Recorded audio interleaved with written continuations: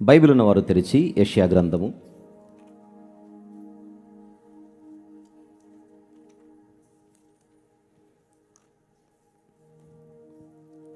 40వ అధ్యాయము తీద్దాం. యెషయా గ్రంథము 40వ అధ్యాయము 3వ వచనం చూద్దాం. ఆలకించుడి, అడవిలో ఒకడు ప్రకటించుచున్నాడు, ఎట్లనగా అరణ్యములో యెహోవాకు మార్గము సిద్ధపరచుడి, ఎడారిలో మా దేవుని రాజమార్గము సరళము చేయుడి. ఈ వచనము ఒక ప్రవచనము. ఎవరిని గూర్చిన ప్రవచనం ఇది? బాప్తిస్మం ఇచ్చి యోహాను గారి గురించి. ఇది యెషయా గ్రంథం. ఇదే యోహాను భక్తుని గురించి మరొక ప్రవచనాన్ని చూద్దాం. మలాకీ గ్రంథం 3వ అధ్యాయం. మలాకీ గ్రంథము 3వ అధ్యాయం, అందులోని మొదటి వచనము చూద్దాం. ఇదిగో నాకు ముందుగా మార్గము సిద్ధపరచుటకై నేను నా దూతను పంపుచున్నాను. ఇది కూడా యోహాను గారి గురించే. 4వ అధ్యాయం, మలాకీ గ్రంథము 4వ అధ్యాయం 5-6 వచనములు చూద్దాం. యెహోవా నియమించిన భయంకరమైన మహాదినము రాకమునుపు నేను ప్రవక్తయగు ఏలియాను మీ యొద్దకు పంపుదును. నేను వచ్చి దేశమును శపించకుండునట్లు అతడు తండ్రుల హృదయములను పిల్లల తట్టును, పిల్లల హృదయములను తండ్రుల తట్టును త్రిప్పును. ఇది కూడా బాప్తిస్మం ఇచ్చి యోహాను గారి గురించే. ఇక్కడితో పాత నిబంధన సంపూర్ణము చేయబడింది. ఈ ప్రవచనము పలుకబడిన లేదా వ్రాయబడిన మరుసటి దినానికో, మరుసటి వారానికో, మరుసటి మాసానికో, మరుసటి సంవత్సరానికో ఈ ప్రవచనము నెరవేర్పులోనికి రాలేదు. కాసేపు యెషయా గ్రంథంను కూడా పక్కన పెడదాం. ఓన్లీ మలాకీ గ్రంథంను తీసుకుంటే, మలాకీ గ్రంథం ముగింపు అనగా పాత నిబంధన ముగింపు యోహాను గారు వస్తారు అనే మాటతో ముగించబడింది. కానీ ఈ ప్రవచనము ప్రవచించిన ఎన్ని సంవత్సరాలకు ఆయన వచ్చాడు? 400 సంవత్సరాల తర్వాత. ఇప్పుడు నిశ్శబ్ద కాలం ఎంత? 400 సైలెంట్ ఇయర్స్.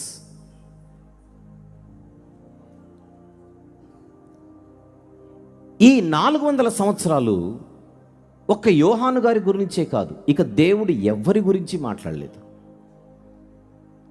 ప్రవక్తల ద్వారా నైనను, సేవకుల ద్వారా నైనను, దేవదూతల ద్వారా నైనను దేవుడు కంప్లీట్గా నిశ్శబ్దమైపోయాడు. అందుకే వీటిని సైలెంట్ ఇయర్స్ అని అంటారు. ఇక నెక్స్ట్ ఎప్పుడు దేవుడు మాట్లాడాడు అని చూస్తే లూకా సువార్త 1వ అధ్యాయము 11వ వచనము చూద్దాం. లూకా సువార్త 1:11. ప్రభువు దూత ధూపవేదిక కుడివైపున నిలిచి అతనికి కనబడగా జకర్యా అతని చూచి తొందరపడి భయపడిన వాడాయను. అప్పుడు ఆ దూత అతనితో, జకర్యా భయపడకుము, నీ ప్రార్థన వినబడినది. ఇది నెక్స్ట్ దేవుడు మాట్లాడింది. దేని తర్వాత? మలాకీ గ్రంథము తర్వాత. ఎంత నిశ్శబ్దం ఇది! ఇప్పుడు యోహాను గారు పుట్టి ఆ ప్రవచనాన్ని నెరవేరుస్తూ ప్రభు యొక్క మార్గమును సరళము చేయడానికి పనిచేశాడు.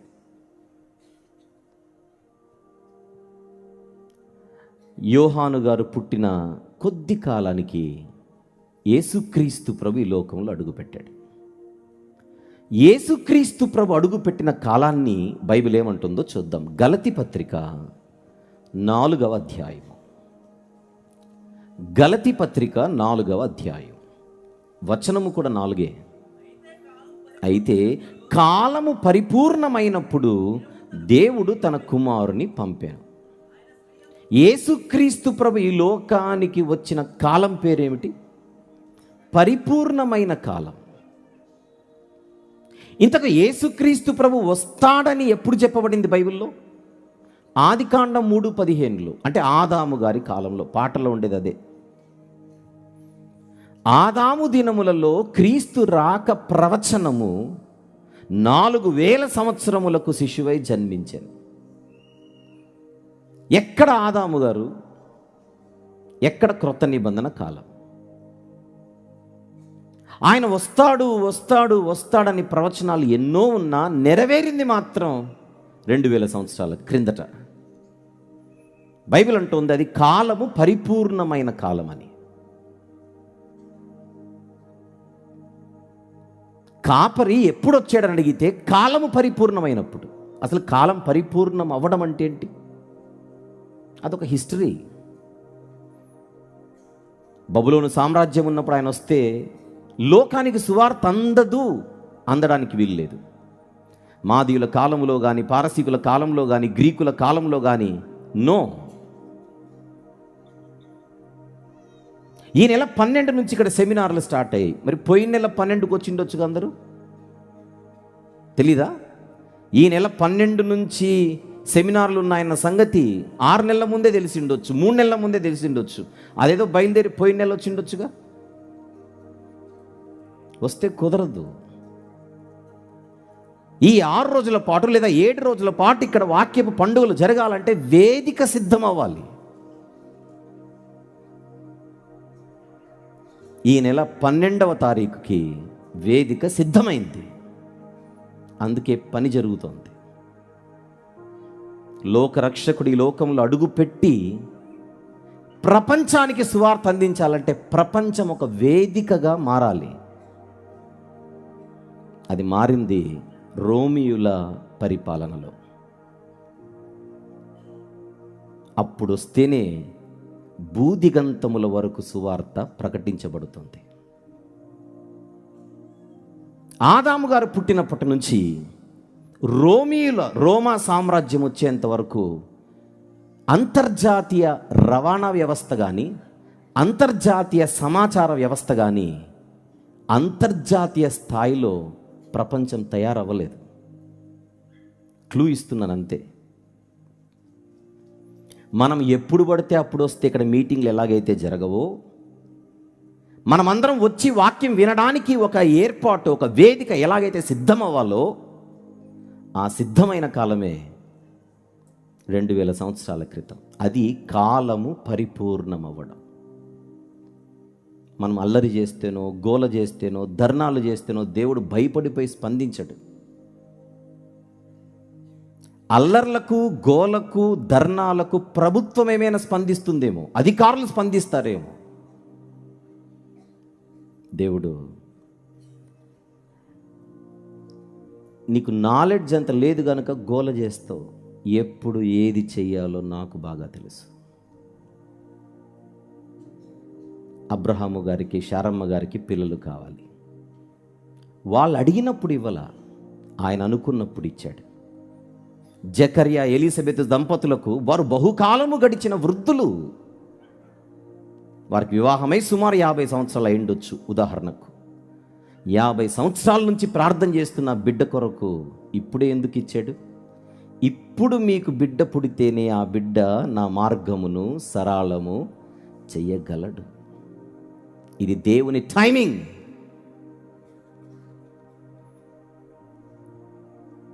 అందుకే ఈ పాట విడుదల చేసిన సందర్భంగా మనమందరం ఒక పాటను నేర్చుకుందాం. మనం కూడా దేవుణ్ణి ఎంతో కాలంగా ఏదో అడుగుతూ ఉండొచ్చు. దానికి ఇంతవరకు సమాధానం రాలేదేమో. సమాధానం రాకపోవడానికి ప్రధానంగా 2 కారణాలు. ఒకటి, మనం అడుగుచున్నది కరెక్ట్ కాదేమో, న్యాయబద్ధమైనది అడగట్లేదేమో. మనకు ఎదురింటోళ్ళంటే పడద్దు. ప్రభు వీళ్ళని నాశనం చేయి, ప్రభు నాశనం చేయి, ప్రభు రోజు అడుగుతున్నాం అనుకోండి, ఇది మనం చచ్చిపోయేంత వరకు అది జరిగే పని కాదు. అది ఏదో ఒకరోజు దేవుడు జరిగిస్తాట్లని ఈ పాటను ఇన్స్పిరేషన్గా తీసుకోకూడదు. ఆలస్యం ఎందుకు అవుతుంది ప్రభు, ఈ లింగ చావలేదంటే?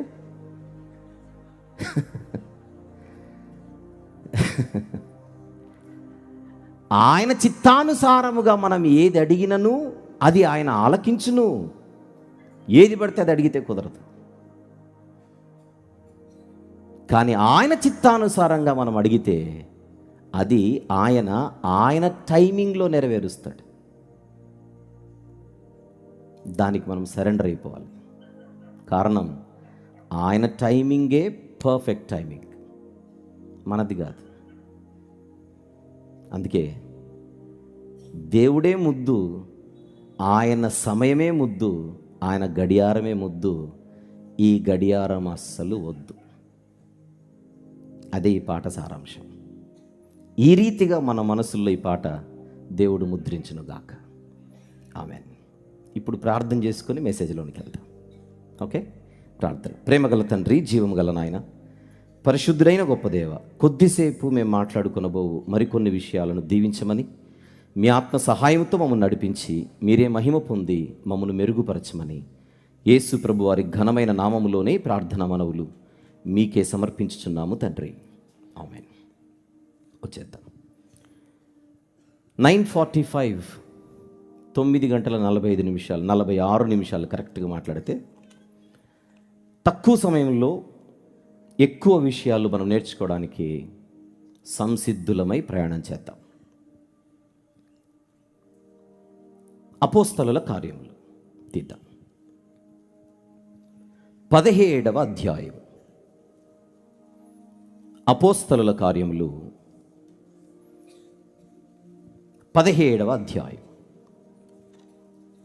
24 తర్వాత 25 ఈ 2 వచనములు చూద్దాం.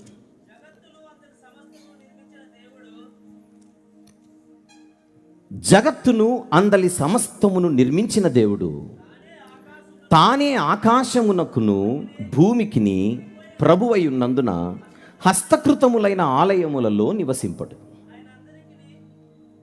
ఆయన అందరికీ జీవమును ఊపిరిని సమస్తమును దయచేయువాడు గనుక తనకు ఏదైనాను కొదువయున్నట్టు మనుషుల చేతులతో సేవింపబడువాడు కాడు. ఇంకొకసారి చదువుదాం. దేవుని గురించి ఇక్కడ మనం ఏం అర్థం చేసుకోవాలి అనేది మనము ట్రై చేద్దాం. జగత్తును అందలి సమస్తమును నిర్మించిన దేవుడు తానే ఆకాశమునకును భూమికిని ప్రభువై ఉన్నందున హస్తకృతములైన ఆలయములలో నివసింపడు.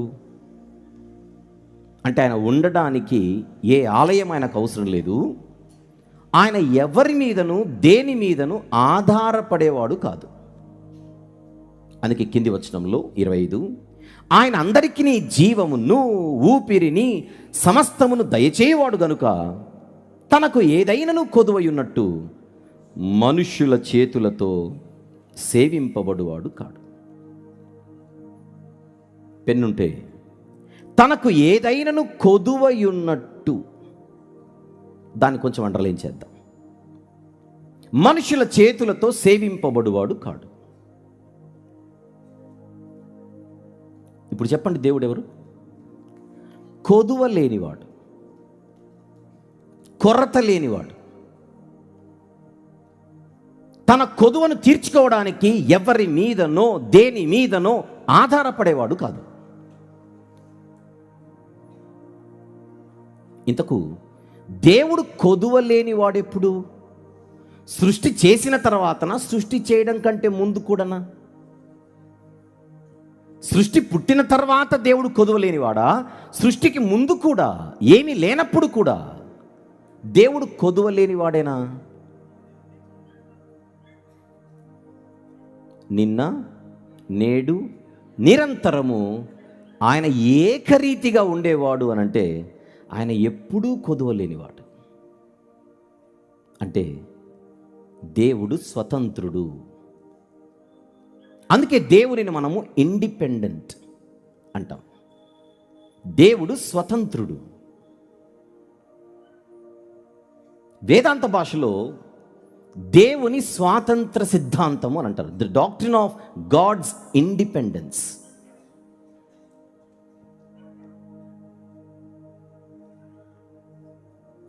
ఎందులో స్వతంత్రుడు? ఏ విషయంలో స్వతంత్రుడు? మాట్లాడితే ఏ విషయంలో అయినా స్వతంత్రుడే. ఉదాహరణకు మీరు నేను మనం బతకాలంటే దేవునిపై ఆధారపడాలి. మీరు నేను మనము పుట్టుకను పొందాలంటే దేవునిపై ఆధారపడాలి. ఉనికి అంటాం, ఉండడాన్ని ఉనికి, ఎగ్జిస్టెన్స్. మనం పుట్టాలంటే దేవుని మీద ఆధారపడాలి, బతకాలంటే దేవుని మీద ఆధారపడాలి, కదలాలంటే దేవుని మీద ఆధారపడాలి. కింద 28వ వచనం చూద్దాం. అదే అధ్యాయంలో 28వ వచనం. మనము అంటే మనుషులం, మానవులం, మనము ఆయన యందు బ్రతుకుచున్నాము, ఆయన యందు చలించుచున్నాము, ఆయన యందు ఉనికి కలిగి ఉన్నాము. ఇది మనస్థితి. బ్రతకాలన్నా ఆయన యందు ఆధారపడాలి, చలించాలన్నా ఆయన మీద ఆధారపడాలి, ఉనికిని కలిగి ఉండాలన్నా ఆయన పై ఆధారపడాలి. We are dependents. అప్పుడప్పుడు మనం రోషంతో అనే మాట ఏంటో చెప్పనా, నేను ఎవ్వడి మోచేతి నీరు తాగట్లేదని. అది ఒక యాంగిల్లో కరెక్ట్. రెండో యాంగిల్లో దేవుని మోచేతి నీరు తాగే బతుకుతున్నాం. నీరే కాదు, ఆయన మోచేతి గాలి, ఆయన మోచేతి తిండి, ఆయన మోచేతి నీరు.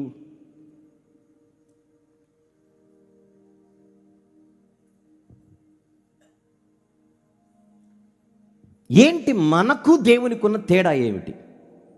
మనము దేవునిపై ఆధారపడి ఉనికిని కలిగి ఉన్నాం. మనము స్వీయ ఉనికి కలిగిన వాళ్ళము కాదు. We are not self existent, we are dependents. మరి దేవుడు తనకు తానుగా ఉన్నవాడు. నీ పేరేమని అడిగితే నేనేం చెప్పాలి ప్రభువా అంటున్నాడు మోషే గారు. ఆయన ఇచ్చిన ఆన్సర్ ఉన్నవాడను అని చెప్పు, ఉన్నవాడను అని చెప్పు. ఉన్నవాడనంటే ఒకప్పుడు లేనోడిని ఈ మధ్య వచ్చినోడని కాదు, ఒకప్పుడు లేనోడిని ఇప్పుడే వచ్చినవాడిని కాదు. ఐ యామ్, నేనెప్పటికీ ఐ యామే. దేవుడు తనకు తానుగా ఉండేవాడు, ఎవ్వరిపై ఆధారపడకుండా.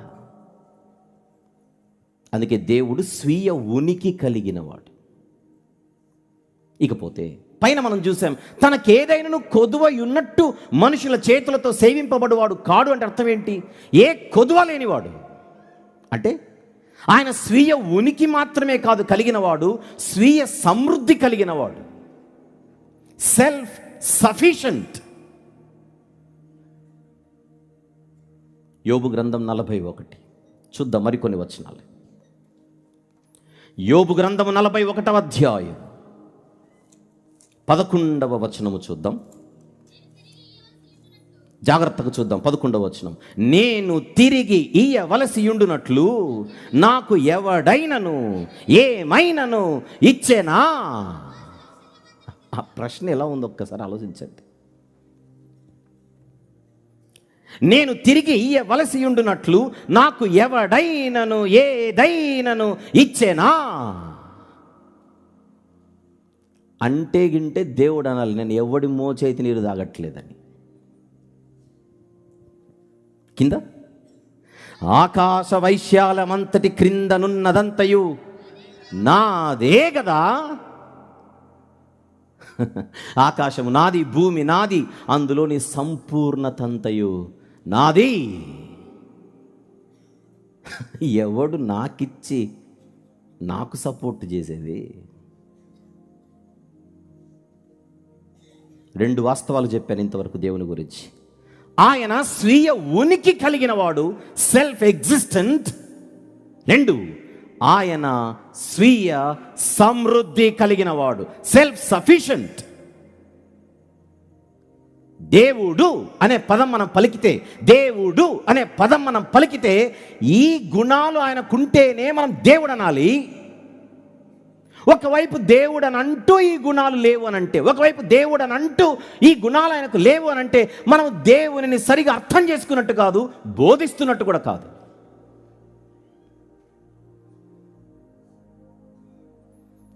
ఆయన ఉండడానికి కూడా మరొకరిపై ఆధారపడుతున్నాడంటే ఆయన దేవుడు ఎందుకు అవుతాడు? 50వ కీర్తన వెళ్దాం ఇంకా ముందుకి. 50వ కీర్తన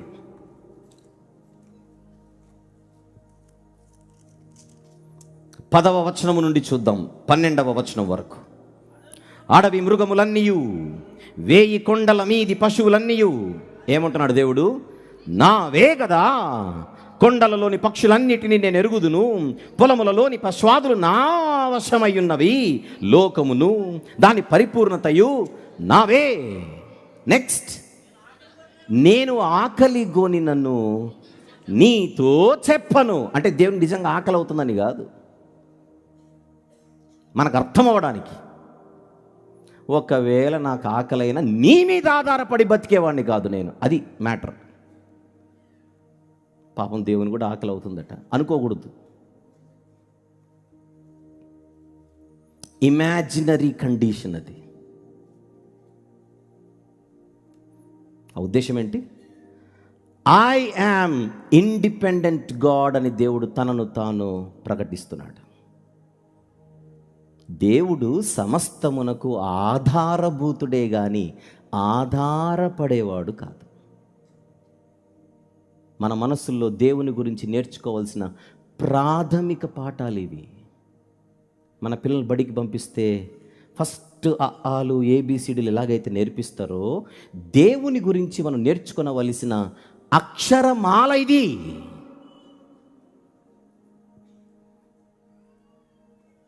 పొర్రపాటున కూడా ఎప్పుడు కూడా నేను లేకపోతే దేవుని కష్టమే అనే ఫీలింగ్లు మనకు రాకూడదు. ఏలియా అంతటి గొప్పవాడే తెలుసో తెలియక ఒక మాట అన్నాడు. ఎక్కడున్నావు ఏలియా?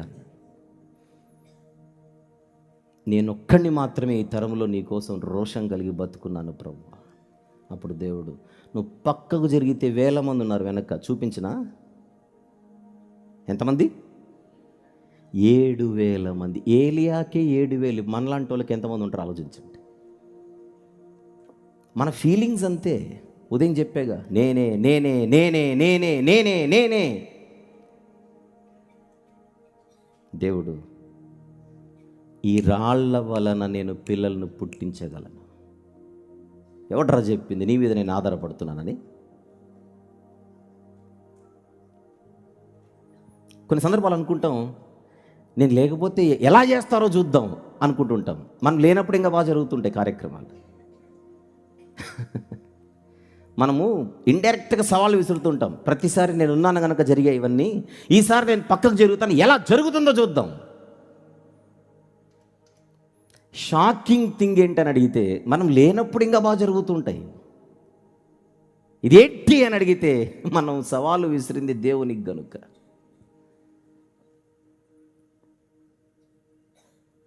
ఎవరు దేవుడు? స్వతంత్రుడు. నేను ఆకలిగొని నన్ను ఎవనితోనూ నీతో అస్సలే చెప్పను. మళ్ళీ చూద్దాం 12వ వచనం. లోకమును చదవండి, దాని పరిపూర్ణతయు నావే. నేను ఆకలిగొని నన్ను నీతో చెప్పను. No, never.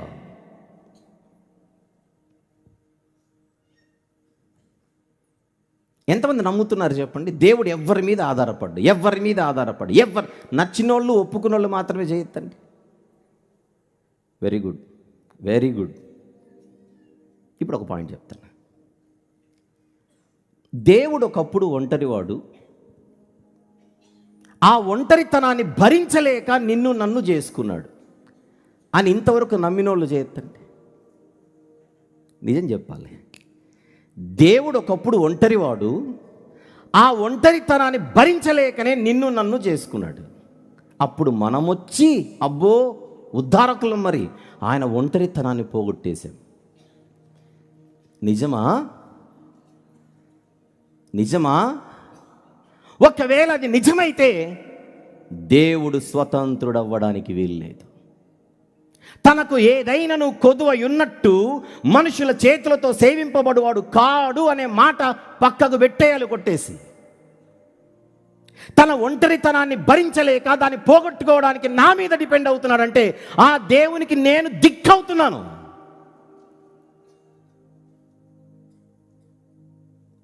అంటే ఆయన స్వతంత్రుడు కాడు.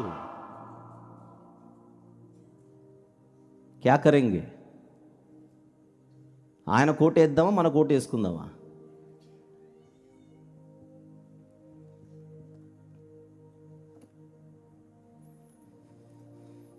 గుర్తుపెట్టుకుందాం, దేవుడు ఎప్పుడు ఒంటరివాడు కాదు.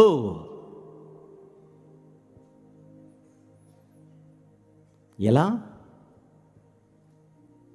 తండ్రి, కుమార, పరిశుద్ధాత్మ, ఈ ముగ్గురు నిత్యులు. వీళ్ళు మధ్యలో వచ్చిన వాళ్ళు కాదు, వీళ్ళు మధ్యలో వచ్చిన వాళ్ళు కాదు.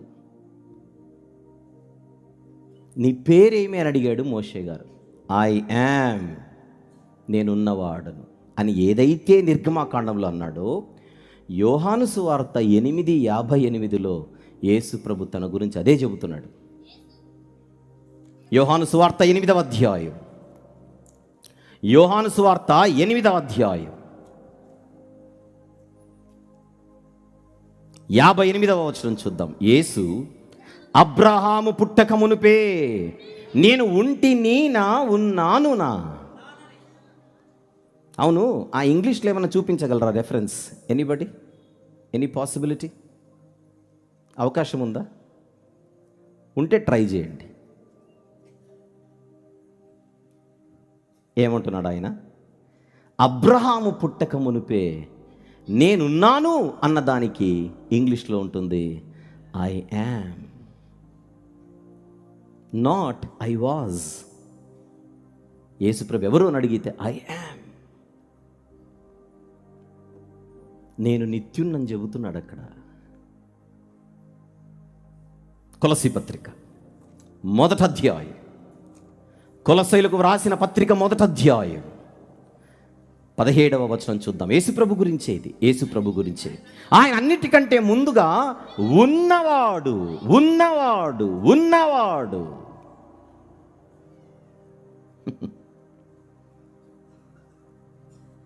నేను లేకముందు ఈ లోకంలో మా నాన్న ఉండేవాడు, మా నాన్నకు ముందు మా తాత ఉండేవాడు, మా తాతకు ముందు మా ముత్తాత ఉండేవాడు, ఆయన కంటే ముందు వాళ్ళ నాన్న ఉండేవాడు. అది కాదు ఇక్కడ.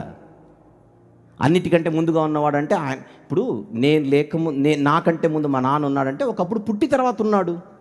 మా నాన్నగారి కంటే ముందు మా తాతగారు ఉన్నారనంటే ఆయన కూడా ఒకప్పుడు పుట్టి తర్వాత ఉన్నాడు. ఆయన కంటే ముందు మా ముత్తాత గారు ఉన్నారంటే ఆయన కూడా ఒకప్పుడు పుట్టి తర్వాత ఉన్నాడు అంటాం. ఈ సెంటెన్స్ ఆ టైప్ కాదు. అన్నిటికంటే ముందుగా ఉన్నవాడు అనంటే ఆయన ఆది అనే టైం లేనివాడు, ఆరంభము లేనివాడు, నిత్యుడు అని. ఇక్కడ కూడా మీకు ప్రెజెంట్ వర్బే ఉంటుంది. He is, not he was.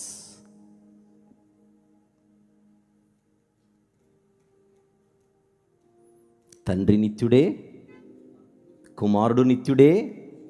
Hebrew పత్రిక 9:14 అక్కడ చూద్దాం. ఇంకొకటి హెబ్రీలకు రాసిన పత్రిక 9వ అధ్యాయము 14వ వచనం. నిత్యుడగు ఆత్మ. ఎవరి ఆత్మ? పరిశుద్ధాత్ముడు. ఆయన ఎవరు? నిత్యుడు. తండ్రి నిత్యుడే, కుమారుడు నిత్యుడే, పరిశుద్ధాత్ముడు నిత్యుడే. ఈ ముగ్గురి మధ్య ఈ ముగ్గురు నిత్యులు అయినప్పుడు ఈ ముగ్గురి మధ్య సహవాసం ఉంటుంది. ఆ సహవాసము నిత్య సహవాసం, ఇటర్నల్ ఫెలోషిప్. తండ్రి ఎప్పుడూ ఒంటరివాడు కాదు, కుమారుడు ఎప్పుడూ ఒంటరివాడు కాదు, పరిశుద్ధాత్ముడు ఎప్పుడూ ఒంటరివాడు కాదు. ఈ ముగ్గురు నిత్యులై నిత్య సహవాసము కలిగిన వారు. అసలు ఆ ముగ్గురి మధ్య ఉండే నిత్య ప్రేమ, ఆ ముగ్గురి మధ్య ఉండే మహిమ భాగస్వామ్యం, ఆ ముగ్గురి మధ్య ఉండే నిత్య సహవాసం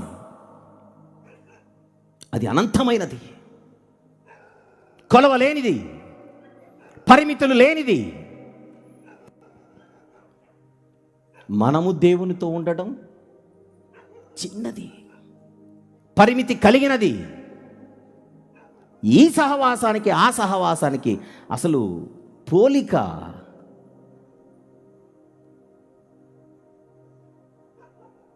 ఒంటరితనాన్ని పోగొట్టుకోవడానికే మనల్ని చేశాడనంటే దేవుణ్ణి ఒక ఒంటరివాడిగా చేసి మనల్ని ఏం చేస్తున్నాం? ఆధారభూతుడిని కాస్త ఆధారపడేవానిగా మార్చేస్తున్నాం. ఇప్పుడు మీలో కొంతమందికి ఎక్కడో ఒక మాట గుర్తొస్తుంటుంది, లోకాలే పుట్టక మునుపు, దేవదూతలే పుట్టక మునుపు, అలా వెనక్కి వెళ్ళిపోతే నీ తండ్రి అయిన దేవుడు ఒంటరివాడు అని ఇదే స్వరంలో ఒక వాయిస్ మీకు ఒకప్పుడు వినబడే ఉంటుంది. ఎక్కడో పాటలో, ఎవరి యొద్దనో. మ్యాటర్ అర్థమైందా లేదా చెప్పండి? Very good. ఆ కాలము గతించెను, సమస్తము నూతనమాయను. దాన్నే నేను ఇప్పుడు ఖండిస్తోంది, దాన్నే తప్పు అంటోంది. ఒక అన్నగారు ఒక పాట రాసి అందులో నా స్వరాన్ని ఒకప్పుడు long ago, once upon a time introduction నా వాయిస్తో ఇప్పించాడు. అందులో డైలాగ్ ఇదే. ఆ స్వరాన్ని, ఆ పలుకులను ఈ వేదిక మీద నుంచి నేనే ఖండిస్తున్నా, తప్పు అని. ఎందుకు? బతికున్నప్పుడే కదా దిద్దుకోవాల్సిందే, చచ్చిపోయిన తర్వాత దిద్దుకోవడానికి అవకాశం లేదు. బతికున్నప్పుడే.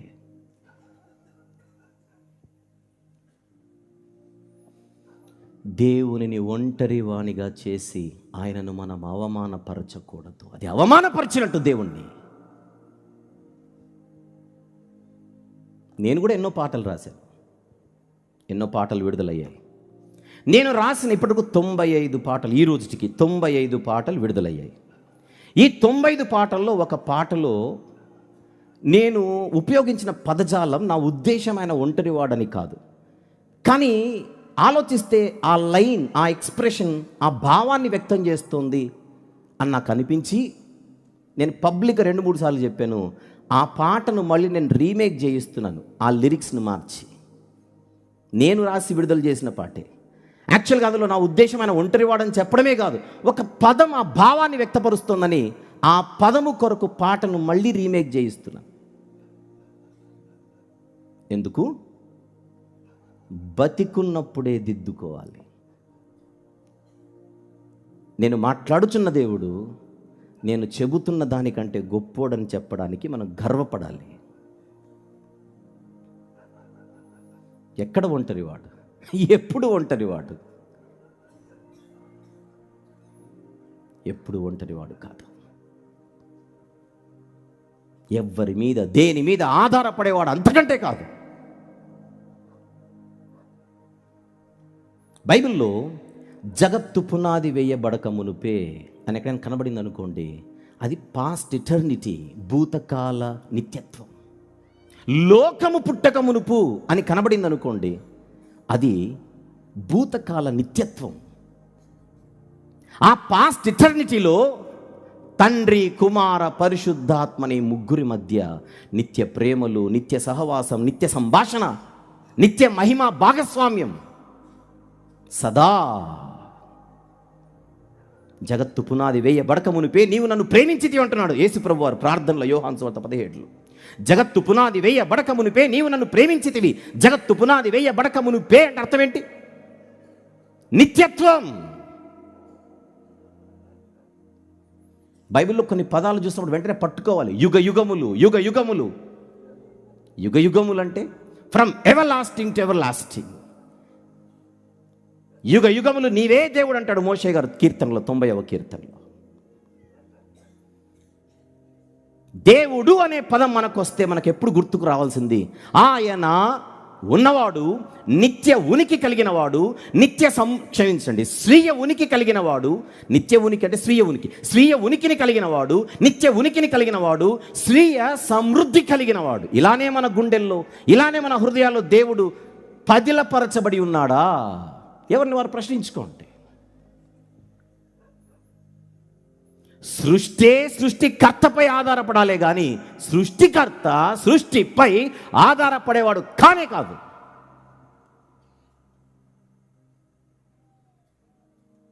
ఆయన అనంతుడు, ఇన్ఫినిట్ ఇన్ నేచర్, కొలత లేనివాడు, పరిమితులు లేనివాడు, అనంత జ్ఞాని. ఆయన సంవత్సరముల సంఖ్య మితి లేనిది. ఎన్ని చెప్పాలి ఇలా? జ్ఞానమునకు ఆయనే, ఎవ్రీబడి, మితియులేని వాడని దేవునికి. పాడండి, పాడరా? ఏమని పాడుటయే మంచిది, ఏమని గానము చేయుటయే మంచిది? దేవునికి స్తోత్రము గానము చేయుటే మంచిది. ఏమని గానము చేయవలెను? జ్ఞానమునకు ఆయనే మితియు లేనివాడని దేవునికి స్తోత్రము గానము చేయాలి. అది స్తుతించడం అంటే. నీకు స్తోత్రం చెబుతాను కానీ నువ్వు మధ్యలో వచ్చినాడు. నీకు స్తోత్రం చెప్తాను కానీ నువ్వు నిత్యుడు కాదు. నీకు స్తోత్రం చెబుతాను కానీ నువ్వు నా మీద ఆధారపడేవాడివి. అందామా? నా మీద ఆధారపడేవాడికి నేను స్తోత్రం చెప్పడం ఏంటి? ఎక్కడికి వెళ్ళిపోతుంది చూడండి లింక్. తన ఒంటరితనాన్ని పోగొట్టుకోవడానికి నాలాంటి వాని మీద ఆధారపడేవానికి నేను స్తోత్రం చెప్పడం ఏంటి? అసలు తన ఒంటరితనాన్ని పోగొట్టుకోవడానికి నాలాంటి వాని మీద ఆధారపడేవాని యొక్క అలాంటి ఒక దేవుడు అంటావా, సృష్టికర్త అంటావా, ఎవరైనా సరే, ఆయన దీవెన నాకెందుకు, ఆయన కృప నాకెందుకు, ఆయన సావాసం నాకెందుకు? ఎక్కడికి వెళ్ళిపోతుంది ఇప్పుడు మ్యాటర్? దీని తీవ్రతను మనం గుర్తించాలి. ఒంటరితనాన్ని పోగొట్టుకోవడానికి నా మీద ఆధారపడ్డాడు. నేనేమో నువ్వు లేకుండా నేను బతకలేనంటున్నాను ఇక్కడ నుంచి. ఇంతకీ ఎవరి మీద ఆధారపడుతున్నారు? అప్పుడు దేవుడు అనాలి, ఏదో ఒకరోజు, కనీసం ఒక్కరోజైనా ఒకరితోనైనా దేవుడు అనాలి, ఒరే నువ్వు నా మీద ఎలాగ డిపెండ్ అవుతున్నావు, నేను కూడా నీ మీద అలానే డిపెండ్ అవుతున్నాను అనాలి. ఈ 66 పుస్తకాలలో ఒక్క చోటైనా అనలేదే.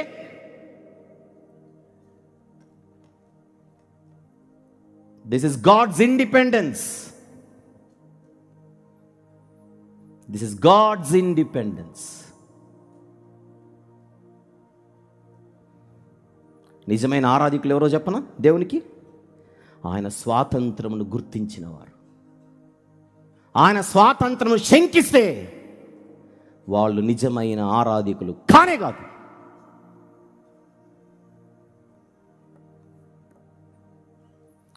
యేసు ప్రభు దగ్గరకు వద్దాం.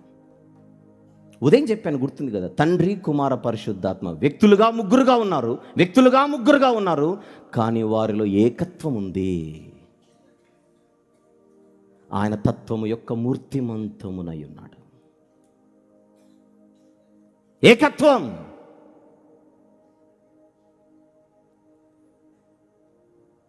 మాకు తండ్రిని కనుపరచు ప్రభువా, మాకు అదే చాలు. నన్ను చూస్తే తండ్రిని చూసినట్టు కాదు, అంటే ఆయనే నేనని కాదు, ఆయన తత్వమే నా తత్వం, ఆయన క్యారెక్టరే నా క్యారెక్టర్, ఆయన స్వభావమే నా స్వభావం, ఆయన నేచరే నా నేచర్. ఆయన మాటకు ఎంత విలువ ఉంటుందో నా మాటకు అంతే విలువ ఉంటుంది. మీ హృదయములను కలవరపడనీయకుడి, నేను వెళ్ళి మళ్ళీ వస్తాను అని చెప్పాడు. ఈ శిష్యులకు 100కు 100% నమ్మాలనిపించట్లా. ఆ ముక్కేదో తండ్రి చెబితే మేము ఎక్కించుకుంటాం, అది మ్యాటర్ అక్కడ. అందుకు చూడాలనుకుంటున్నారు తండ్రిని. ఏదో చూడాలని కాదు, సెల్ఫీ దిగాలని కాదు. మేము టెన్షన్లో ఉన్నాం ప్రభువా, నువ్వేమో వెళ్ళిపోతానంటున్నావు, నిన్ను నమ్ముకొని మేము బతుకుతున్నాము, నువ్వు వెళ్ళిపోతే మా పరిస్థితి ఏంటి? మీరు భయపడకండి, మిమ్మల్ని అనాథలుగా నేను విడిచిపెట్టను. మీ హృదయములను కలవరపడనీయకుడి అని చెబితే ఏమడుగుతున్నాడు శిష్యుడు? మాకు తండ్రిని కనపరచు ప్రభువా. ఇప్పుడు ఎందుకు అడిగాడు? ఎప్పుడు అడగంది? ఇప్పుడు ఎందుకు అడిగాడు? యోహాను సువార్త 14లో నువ్వు చెబుతున్న మాట ఆ తండ్రి చెబితే మేము హాయిగా నిద్రపోగలం. అప్పుడు అన్నాడు, ఆయన చెబితే ఒక మాట, నేను చెబితే ఒక మాట కాదు. ఆయన చెబితే నేను చెప్పినట్టే, నేను చెబితే ఆయన చెప్పినట్టే. నన్ను చూచినవాడు తండ్రిని చూచినట్టే. అది అక్కడ భావం. సేమ్. హోమోసియాస్ గ్రీకు భాషలో. బైబిల్ తండ్రికి కుమారునికి మధ్య ఉన్న తత్వం హోమోసియాస్ అనింది. అంటే అదే తత్వము, అదే తత్వము, అదే తత్వము. Same substance, not similar substance. అలాంటి తత్వము కాదు.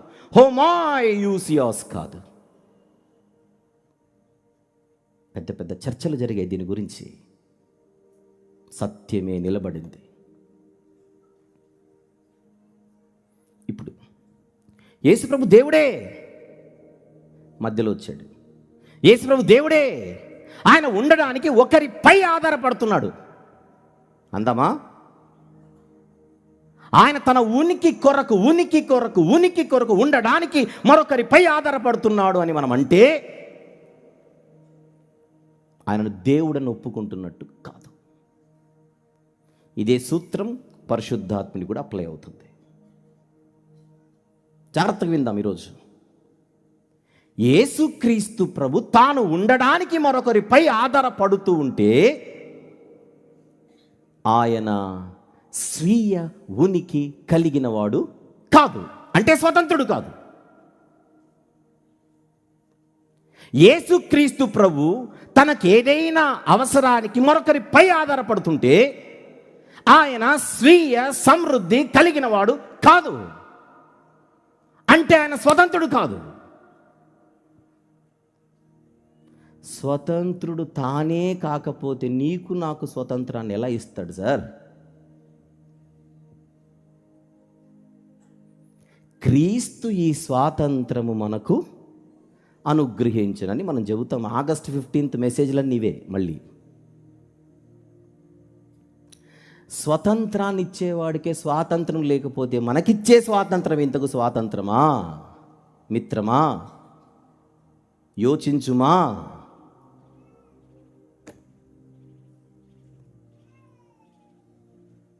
యేసు ప్రభుకే ఇలాంటి ప్రొఫైల్ మనం అంటగడితే ఇక పరిశుద్ధాత్మునికి గుర్తుపెట్టుకోండి. మత్తయి సువార్త, మార్కు సువార్త, లూకా సువార్త, యోహాను సువార్త అనే పుస్తకాల్లో కనిపించే యేసు ప్రభు తనను తాను తగ్గించుకున్న క్రీస్తు, తనను తాను తగ్గించుకున్న క్రీస్తు గురించి, కుమారుని గురించి మనం మాట్లాడుకుంటున్నాం. ఆ 4 సువార్తలు పట్టుకొని ఆయనను తక్కువగా ఊహించుకుంటున్నాం మనం. ఫిలిప్పీలకు రాసిన పత్రిక 2వ అధ్యాయం, ఫిలిప్పీ పత్రిక 2వ అధ్యాయం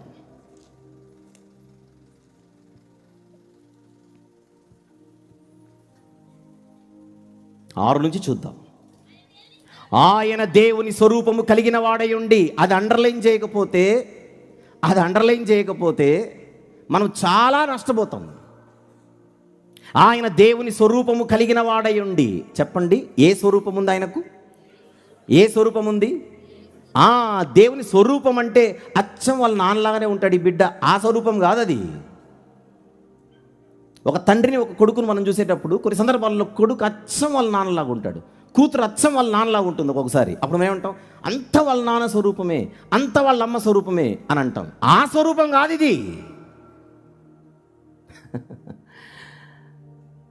దేవునికి ఏ స్వరూపం ఉందంటే తండ్రికి ఏ స్వరూపం ఉందో, తండ్రికి ఏ తత్వం ఉందో, తండ్రికి ఏ స్వభావం ఉందో, తండ్రికి ఏ సబ్స్టెన్స్ ఉందో, తండ్రికి ఏ నేచర్ ఉందో అదే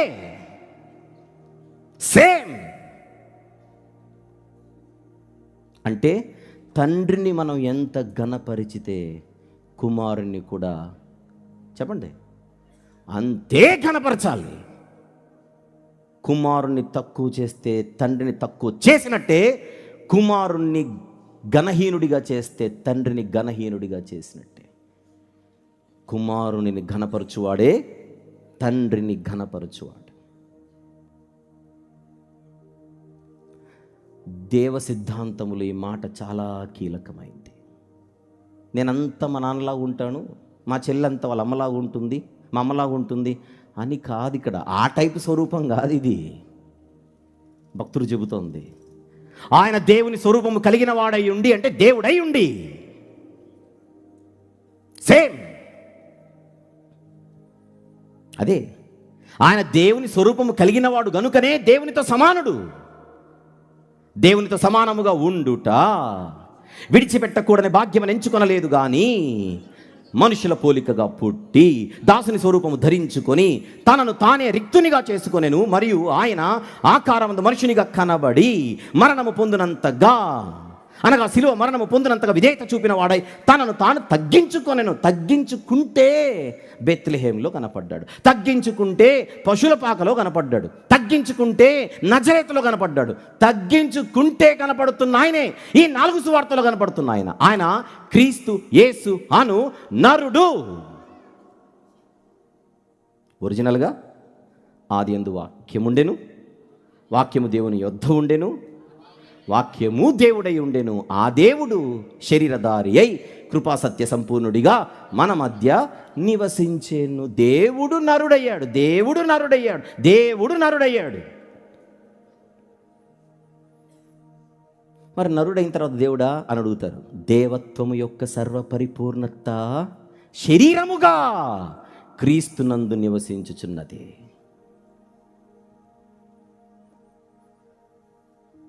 పిచ్చి పిచ్చి మాటలు. నరుడు ఎక్కడన్నా దేవుడు అవుతాడండి అని నరుడు అనే వచనం తీసుకొని వస్తారు. మీరు ఏ నుంచి జెడ్ నేర్చుకోవాలి, చిన్నప్పుడు జెడ్ నుంచి నేర్చుకొని వచ్చారు రివర్స్. అందుకే నరుడు ఎక్కడైనా దేవుడు అవుతాడా అని అడుగుతారు. అలా చెప్పకూడదు. నరుడు దేవుడు అయ్యాడని మనం ఎప్పుడు చెప్పాం?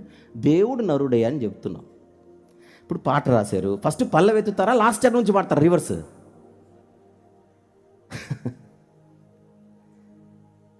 నరుడు దేవుడు అయ్యాడని ఎవడు చెప్పాడు? నరుడు ఎప్పుడూ దేవుడు అవ్వలేడు. కానీ దేవుడు నరుని కొరకు నరుడయ్యాడు. ఇది సత్యం, ఇది సత్యం.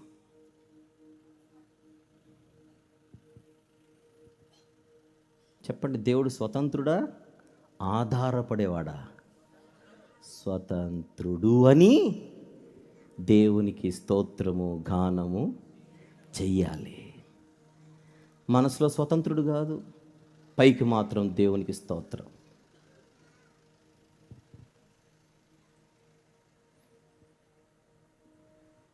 అందుకే మనం దేవుణ్ణి గొప్పగా ఆరాధించాలంటే, నిన్న రాత్రి చెప్పింది మళ్ళీ చెబుతున్నాను, మనకు ప్రాథమిక విషయాలు, క్రైస్తవ్యానికి విశ్వాసికి అవసరమైన ప్రాథమిక మూలాలు కొన్ని ఉంటాయి. వాటిని మూల సిద్ధాంతాలు అని అంటారు. Foundational doctrines, essential doctrines. వాటిపై ఖచ్చితంగా మనకు అవగాహన ఉండాలి. అవి లేకపోతే ఇలాంటి పొరపాట్లు, అవి లేకపోతే ఇలాంటి అవమానకరమైనటువంటి మాటలు దేవుని గురించి. అందుకే దేవునిని గూర్చిన విద్య మన యొక్క జీవితంలో ఒక భాగం అవ్వాలి.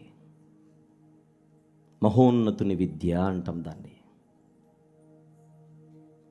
థియాలజీ అంటాం, వేదాంతము అని అంటాం.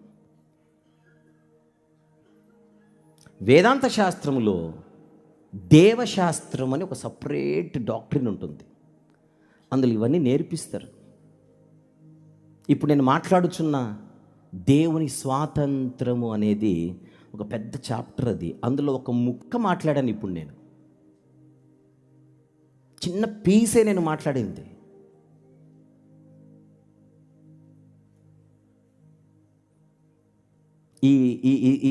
మీ మధ్య ఎవరైనా మా విద్యార్థులు, బైబిల్ అకాడమీ విద్యార్థులు ఉంటే ఒకసారి లేచి నిలబడతారా?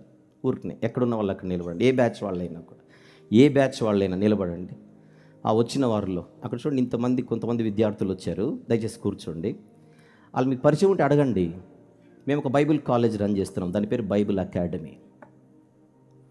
మీతో 1-2 రోజులు మాట్లాడుతున్నాం. ఇవి రోజుకు గంటల తరబడి ఇలాంటి పాఠాలు వారికి నేర్పించబడుతున్నాయి. ప్రపంచవ్యాప్తంగా ఆన్లైన్, ఆఫ్లైన్ కాదు, ఆన్లైన్, ఎవరింటి దగ్గర నుంచి వారి.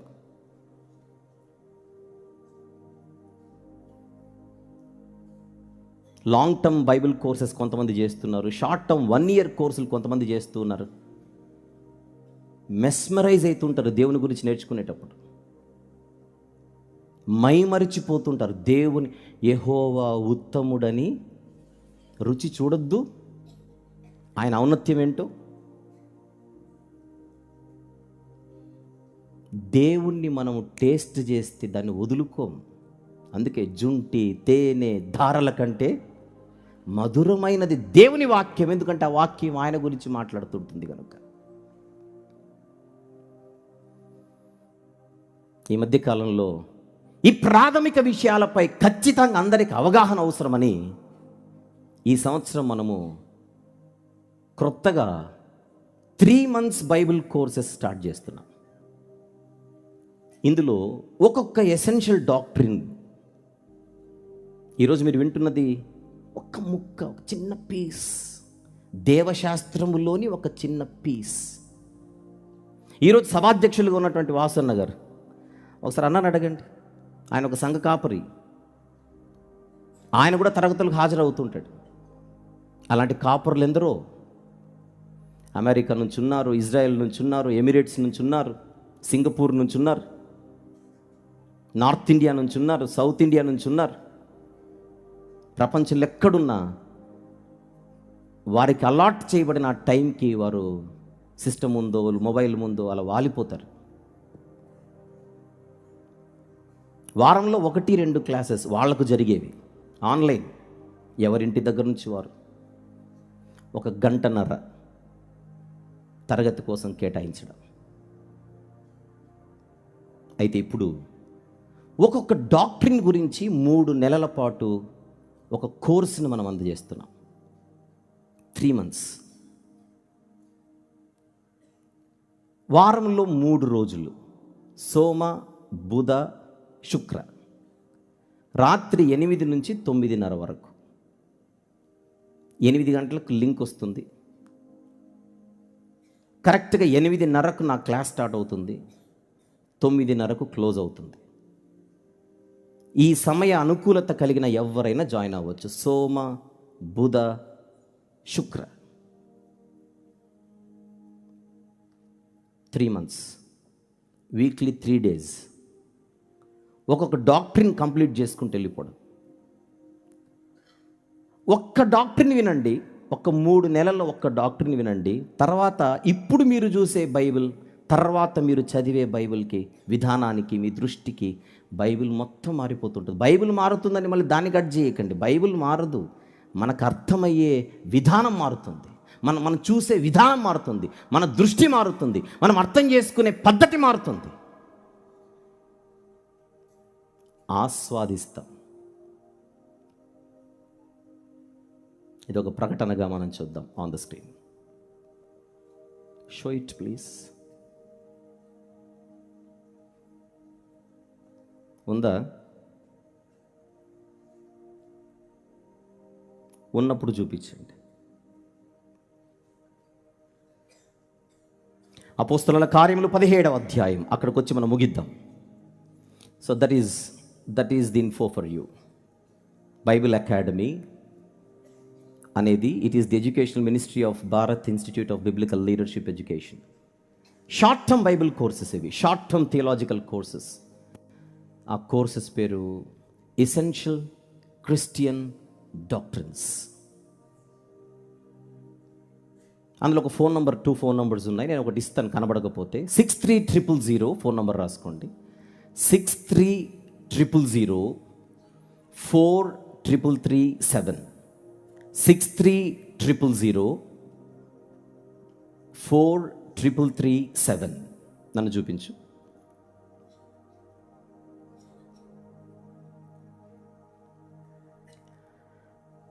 ఈ కోర్సులో ప్రతి క్లాస్ నేనే తీసుకుంటాను. మెయిన్ క్లాసెస్ అన్నీ నేనే తీసుకుంటాను. ప్రాక్టీస్ చేయించడానికి మీ పైన మెంటార్స్ ఉంటారు, వాళ్ళు ప్రాక్టీస్ చేయిస్తుంటారు. అద్భుతమైనటువంటి ఫార్మాట్లో, అద్భుతమైన స్ట్రక్చర్లో లోతైన సంగతులు ఇందులో మనం మాట్లాడుకుంటూ ఉంటాం.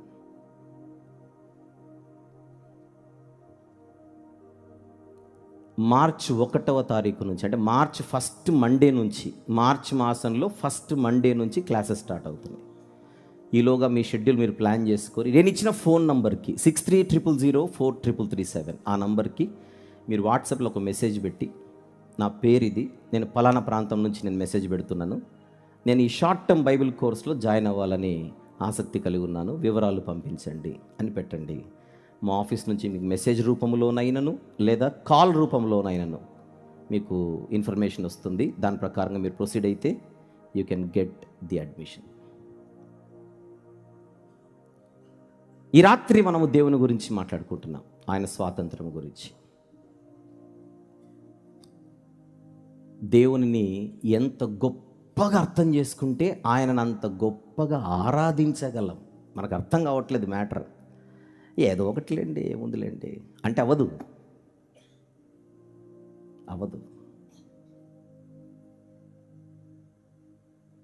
విషయం ఏంటంటే, నేను ఈ రాత్రి ఈ సందేశం అయిన తర్వాత వెళ్ళిపోవాలని అనుకున్నాను. జేమ్స్ గారు రేపు రాత్రి కూడా మీరు ఉండండి అని అడిగాడు. గనుక ఈ సందేశం ఇక్కడతో ఆపి, దేవుని స్వాతంత్రం మెసేజ్ అవ్వలేదు, టైం అయింది.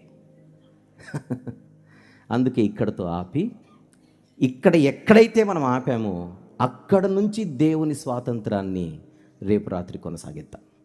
రేపు రాత్రి మళ్ళీ ఒక పాట రిలీజ్ ఉంది, దాని గురించి కూడా మాట్లాడుకుంటూ ఈ స్వాతంత్రాన్ని అది ఇది మిళితమై మరొక అద్భుతమైన వాక్య భోజనముతో మన ముందుకు వస్తుంది. ఆకలితో వద్దాం ఆస్వాదించడానికి ఈ ఆహారాన్ని. రేపు రాత్రి కలుసుకుందాం, ప్రార్థన చేసుకుందాం. ప్రేమగల తండ్రి, జీవము గల నాయన, పరిశుద్ధుడైనటువంటి గొప్ప దేవ, ఈరోజు మీరు ఇచ్చినటువంటి ఈ వాక్యపు భోజనమును బట్టి మిమ్మల్ని స్తుతిస్తూ ఉన్నాం.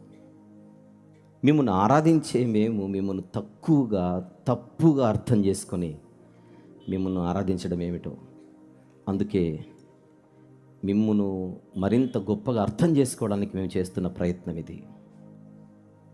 ఈ మాటలన్నిటినీ మా హృదయాలలో పదిలపరచమని, రేపు రాత్రి కొరకు, రేపటి పగటి వేళ పరిచర్య కొరకు మమ్మల్ని సిద్ధపరచమని యేసు ప్రభు వారి ఘనమైన నామములోనే ఈ ప్రార్థనా మనవులు మీకే సమర్పించి వేడుకొనుచున్నాము తండ్రి.